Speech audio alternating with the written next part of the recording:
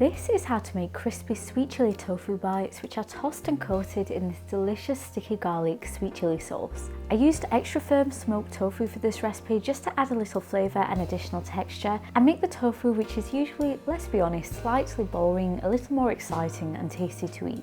You can eat the tofu with fried rice or make them into these delicious toasted wraps which I stuffed with vegetables. Start by slicing your tofu blocks into relatively large cubish shapes, and although these are extra firm and therefore not quite as watery as other types of tofu, I still like to press out as much of the moisture as possible. So cover your tofu with some kitchen paper and a clean towel and weigh it down with a heavy chopping board or pan for 20 to 30 minutes. Then transfer your pressed and hopefully dry tofu to a bowl and season with salt, pepper, a little toasted cumin powder and sesame oil, and give it a good mix. Then add some cornstarch and just toss your tofu with the cornstarch until it's lightly coated on all sides.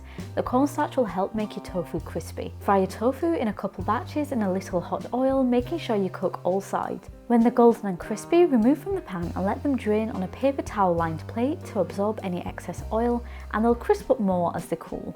For your sauce, combine plenty of fresh minced garlic, sweet chili sauce, which was painstakingly difficult to pour from this bottle, soy sauce, sesame oil and vinegar. Give it all a good mix before realising you forgot to add a splash of water, and give it another mix before letting this bubble on a medium-lowish heat until it thickens up slightly and the rawness of that garlic is cooked out.